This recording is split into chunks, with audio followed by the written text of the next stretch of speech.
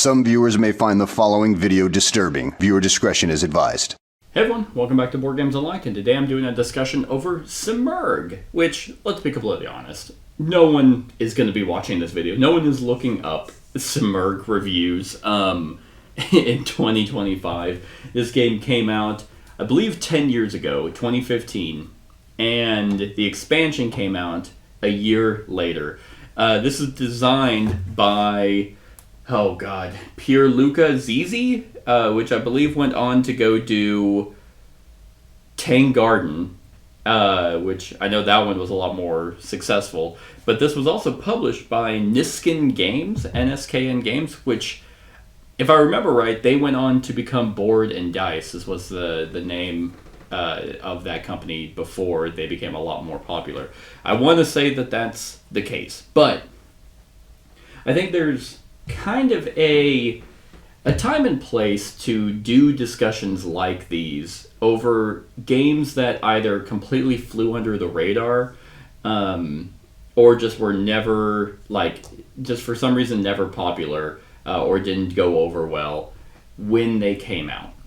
And I believe Simurgh is one of those games. This one, in 2015, I mean, geez, that era of gaming was not like...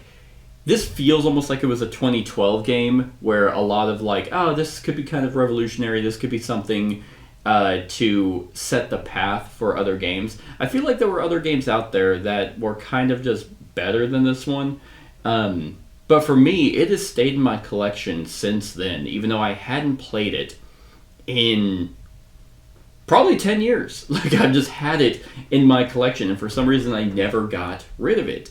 So I was doing a kind of a board game purge. I don't like to just hold on to games if I'm never touching them. So eventually, whenever I decide to sell it, I like to replay games and just see if, this is worth keeping in my collection or not. Yeah, it's like I've confirmed this isn't for me anymore. And Simurgh is a very interesting one because I think that it's surprisingly good. It has a lot of interesting systems, but at the same time, definitely shows its age. So one of the things that I still remembered about this game, it was mainly the one thing I remembered, was this game was the pacing of it, how long the game lasted, was driven by the players. And I've always enjoyed games that do that, where the game seems to be going quick for a lot of people, and then all of a sudden everyone's like, oh, I want more to do, or the scores are really close, so everyone slows way down. And I think you get a lot of that with Alexander Pfister games, with Great Western Trail and Maracaibo, where you're just going around that rondel, and all of a sudden it's just like, hit the brakes, now we're gonna be very methodical about where we're going. And Simurgh did all that way earlier because a major source of resources and victory points and stuff are based off of these tiles, these exploration tiles that players put out. You have ways to go get them by using scrolls, and as a free action you can place them out, and then there are new worker placement spots. You have your general worker placement where you can kind of get more dragon abilities, you can get some resources, you can spend resources for other stuff. But a lot of that is to aid you in these extra exploration locations. And there are two types. There's either extra worker placement spots where you can go and you could spend 4 scrolls for 10 points or 4 spears for 10 points. Or you can go on what's like this green track. This is legitimately an exploration token, where you send a dragon rider up at the top and you go down, and you need to spend resources each time, but you're getting increasingly better rewards. But at any point on your turn, you can either place a worker or send everyone back. And if you pull everyone back, if there are ever empty spots on a tile, it gets removed. And this is one of the ways that the game ends. Depending on the length of the game, what goes in what's called the Chronicle, which is basically a discard pile for these. Let's say you're playing a long game. Once there are 14 tiles, that ends the game. And that type of kind of gameplay where you are putting out extra worker placement spots for other people to freely go to. People can also jump on these exploration tiles because there are 2 spots and it can be kind of like a race to get down to the very bottom, is super fascinating. It's something I've always enjoyed because I remember back in 2015 teaching this game, and there was just a moment where everyone kind of realized, oh, the game's about to be over, yet we still have more to do. But at the same time, if you gained a lead, then you have the ability to try and ramp the game to a close and hope that the end game victory points aren't going to supersede you and you can still win. Because another way that the game can end is there are these public scoring places that you just send a dragon rider and you draw 3 of these tiles and you pay resources to place them down, and these become public goals. So like this one is to have the most dragon abilities, and now everyone knows that that's what people can be competing for, but you had the agency to place it down. You got to look at where everyone was at. You could be like, I have 4 dragons, everyone else only has 2, and I have the capability to keep getting ability tokens, so I'm going to pick that one. And therefore, if at the end of the game, because pretty much the only thing that scores are any public objectives, any that are out there are the only ones that score. So you could see, hey, if this goes off and I'm the only one who has the most, then I'm going to get 14 victory points. And once, depending on the length of the game again, once there are a certain number out, that will end the game. And this is primarily, I feel like, going to be the one that's the most common way the game ends, because these are relatively easy to do. They're easy to go and place out. Which, again, is not my favorite. I feel like the balance between Chronicles and the objectives is very lopsided, because it doesn't cost you anything to go and pick a token except for a couple resources. And I think they did that because the balance of it would be, oh, now everyone can see what people are competing for, so now there is competition, versus trying to be sneaky and grab exploration tiles and go after victory points that way. So that's always something that I found that was special about Simurgh. Now, that's pretty much it. Well, I guess that's not entirely true. This game is about dragon riders, I guess, and the dragons all have unique abilities on them. All of them have 3 unique abilities, and you have ways to go out and get more. But you get a bunch of free actions on your turn before you just do one major action, which is pretty much either placing a worker or recalling everyone back. And these can really set the game apart. If you are able to get a lot of dragons, which there's either a worker placement spot to get a dragon, or there are other ways to get them. If you can have like 4 or 5 dragons and everyone else is rocking 1 or 2, you're going to be significantly better off than they are, which makes thematic sense, but can also be, I don't know, it can feel very lopsided, because if you're able to do free actions, which is using dragon abilities, you can get really good combos of like, oh, I'm going to spend a token to get 2 meat. I'm going to use that meat to, that allows me to get 3 spears. And now I have 3 spears, so I can freely advance my dragon on this exploration to get 10 points. And now I get to do my action, which feels really cool as the player, because you get to actually combo a lot of stuff off. But if you're not able to do that, then you're just kind of sitting there and watching someone run away with the lead. And the one thing about this game that is clearly showing its age is the resource management. Because after the way the game ends, how it's player driven, and the unique dragon abilities, there's really nothing special about this game. It is honestly a bare bones resource management game. You are pretty much just managing 4 resources. I guess there's 6, but there's stone, wood, meat, vegetables, scrolls, and weapons. And you need all of them. But the weird part is that there's no real easy way to get some of them. There are natural spots where you can get scrolls and weapons, but pretty much you need scrolls and weapons to go to a location to get more of these tiles. And these tiles are how you're going to primarily be getting vegetables or meat.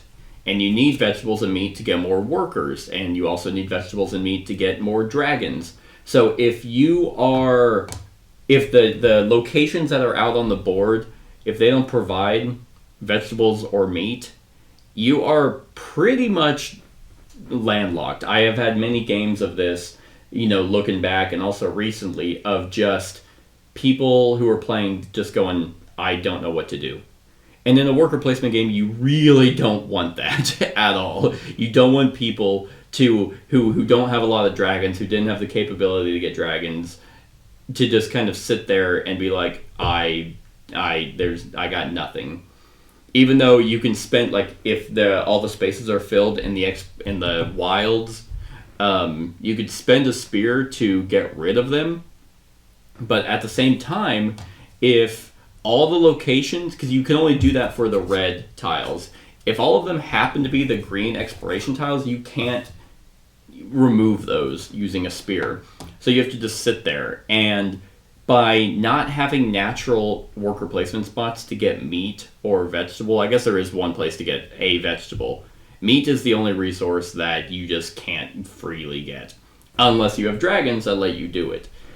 And that doesn't feel good. That definitely feels like, well, you had a lot of kind of really cool ways to combo stuff, which in a game like this, I feel is special. But then you also, for some reason, make a resource incredibly tight. And I feel like that was just an odd decision. So that's pretty much kind of how Simurgh, I feel, is where people resonated with it. Was, this has some pretty cool ideas, but the overall game still boils down to you are managing basic resources just to kind of use them at various locations, and nothing is really all that cool. Even though, from my point, I actually don't mind the combo-ness of the game, because there's other games that have come out recently where you don't combo at all, and it's just boring every turn you take. I don't find that here. Even with the strictness of the resource management, I actually kind of enjoy the puzzle of trying to figure out how to get those resources and how to get them in abundance, which probably is the meta of get a dragon, get a second dragon early. And what's nice is you don't top deck anything. All the locations you need, one, you get to draft them at the beginning of the game, but there's 4 available. Scrolls are free to get. Those locations, even whenever you place them out in the wilds, you get a free resource. If someone's blocking you from a spot, if you need meat, this middle location allows you to get a meat if you place a tile there, and you can go get a spear to be able to hopefully nix that one and put your own in, which then can start generating you resources. I also mentioned that, like, one of your actions is pulling all your workers back. That's not actually true. You can pull any number of workers back, which is nice, because if you have a tile that you want to do multiple actions on, and you use one of them, but you want to use another one, you don't have to pull this worker back to where it's like, oh, now it's empty, it goes away. You can keep it on there and hold off, and hopefully other players don't take that spot from you. I don't find this game to be incredibly cutthroat, because there's very few locations that only one person can go to. Most places can have multiple people. Really, again, it comes down to these where only one person can go to. So one thing I will say is the length of the game. If I would say do a short game for teaching purposes, but after that, like, you're really gonna kind of want to do a medium or a long game. And a long game, surprisingly, isn't that long, but you're gonna run into more players going, I don't know what to do in a longer game. So medium might be the sweet spot, which might be an hour. It's a surprisingly clean game. Whenever you're teaching it, it's very straightforward, which with board and dice, that's not always the case nowadays. And I mean, and the artwork is just phenomenal.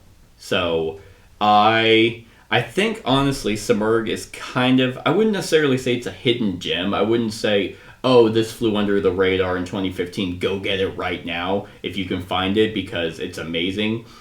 It's not amazing, but I think it is good. And if someone were to, bring this out and teach it, I feel like this would be a game that a lot of people would be like, I have never heard of this.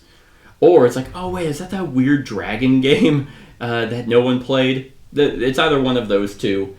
And if you're lucky enough to have the expansion, the Call of the Dragon Lords expansion, which I do have, that is a modular expansion. Now, I haven't played every single module, but I did play a few. And overall, I think the best thing that came out of that expansion are these boards.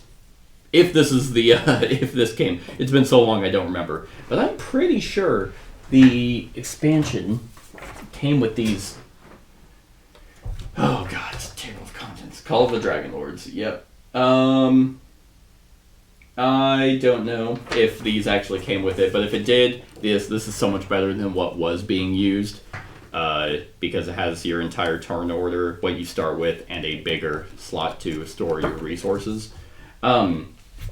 But I can go over the expansions, the modules that I have played. The biggest one was the Forgotten Metropolis, which was this massive sideboard. This alone just really takes up table space for no reason.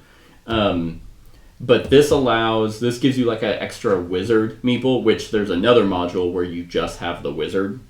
But in this case, it gives you an extra major action and minor action, or free action, where you are spending resources on a spell book. So you have these cards that you shuffle, and then you flip over, and the one that has your banner is a minor action, and the one that doesn't is a major.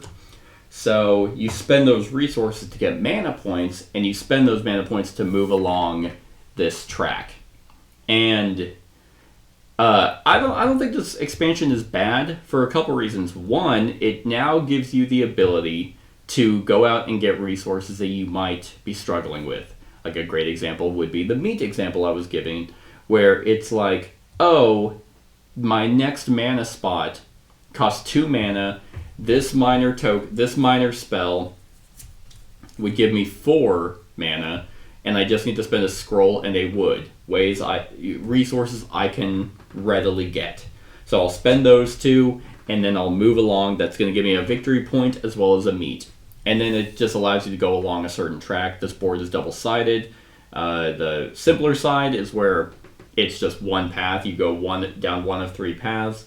And the other side, the paths interweave with one another. And it's the first person to get to the dragon vault, or whatever it was called, will get some victory points, some dragon ability tokens, and end the game. This is another way the game can end. And I like this. I think it's a nice expansion. I don't like how big it is. I don't like how it blows up the board. But what I do like, that I just now realized, is the art, the background art, merges with the board game, with the base game board. So that's really nice. Because the art is just phenomenal. I really, really like this art. But yeah, like this gives you more agency, a little bit of like just another goal, a track to go up, if you will, to get more resources and more victory points, and just another way to end the game. So that one is really good. I wouldn't say I'd necessarily play with it all the time, but I would play with it again. The other one that I've done, there was one just called Diversity. It just threw in more gold tiles and more dragon tiles. That's pretty much it. The other one was the house ability cards. This gives you kind of a mini goal to go for to unlock a house ability. And so, like, this one is whenever you receive at least 2 meat, place a dragon ability token on this card. And once you fill it out, you have unlocked your house ability, which is, hey, whenever you receive at least 2 meat, also receive a vegetable and a wood. It's fine. The abilities aren't cool at all. Like, I really feel like if I need to look it up before I end this review, because I'm gonna look it up right now. NSKN Games. Was that Noble Knight Games?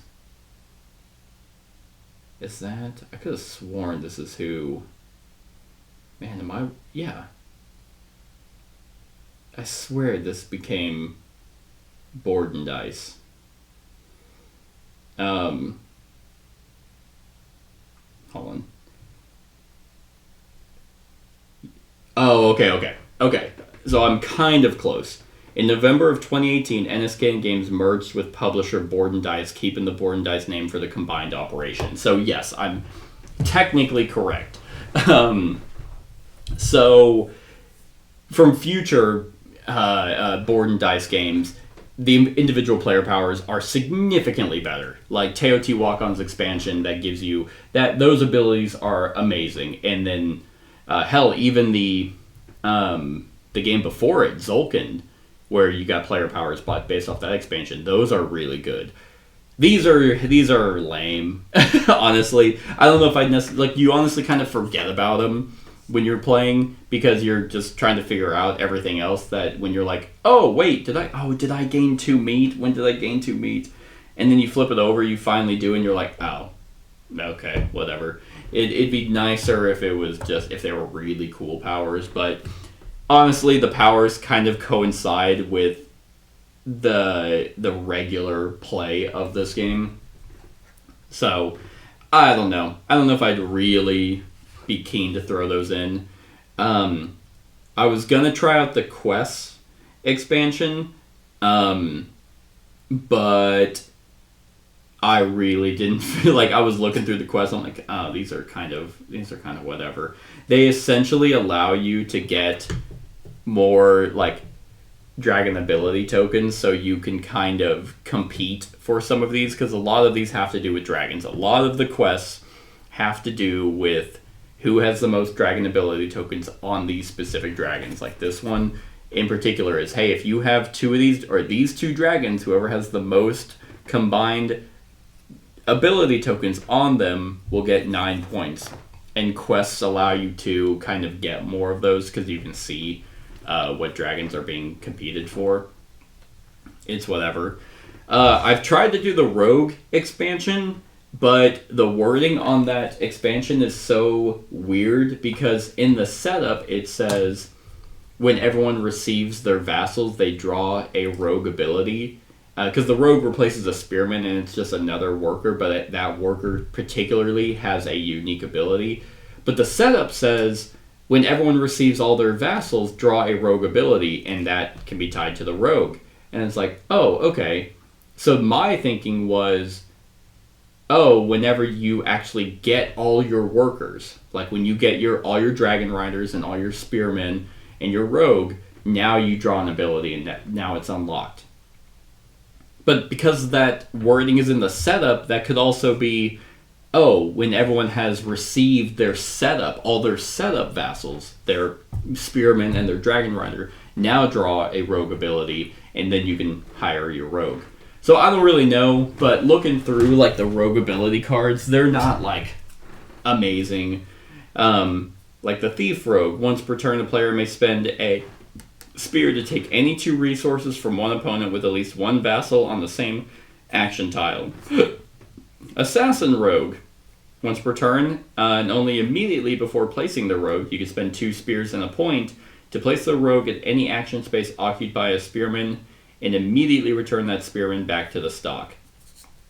So, just kind of things you still have to spend resources for, and then now all of a sudden your rogue might just be caused have some cutthroat nature for no reason. So, I don't know really about those either.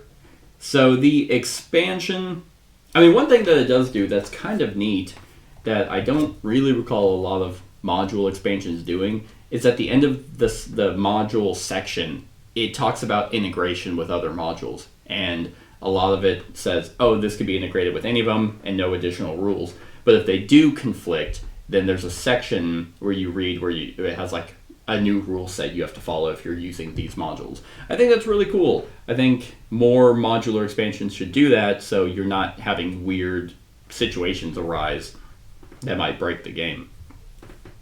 But in terms of the Call of the Dragon Lord expansion, it's not amazing. I really don't care for a lot of these. Yeah, the diversity is nice. It throws in some different objective tiles and some different dragons. This is honestly the best part of it. I don't think the house ability cards are really all that cool. The rogue is weird to even try and get, and looking through the ability cards anyway, I don't think I would really like those.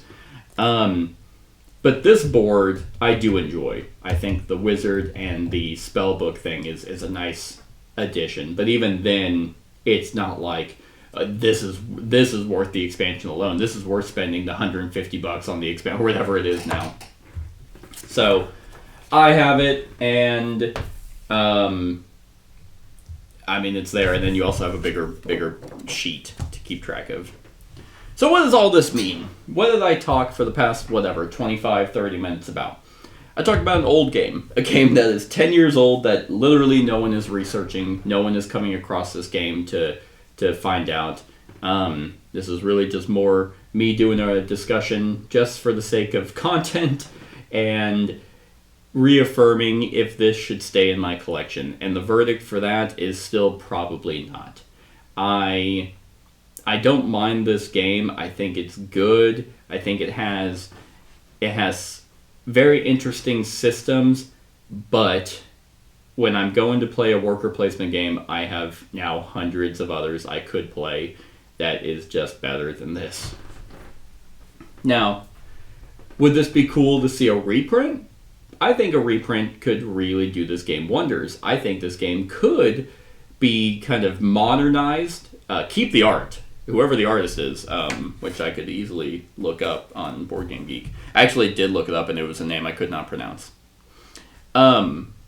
Keep the art, but really modernize it. I think they could go ham. Make worker placement, like the worker placement spots, a little bit. I think the worker placement spots should be tighter, but resources should be looser. Like, you have ways to get meat. You have ways to do this. Combo off a little bit more. Make the exploration tiles a little bit more interesting. Make the player powers broken. With, if you want to make conditions you have to get, then have those conditions where you kind of have to unlock them throughout the game, but then once you get them, it's like, bam, now it's a really busted ability. I like this board. I think that's neat. I mean, you can go even more wild with spell cards, unique spell cards that are special actions that you can do. This game could definitely, I think, make a comeback, but there's no way it is.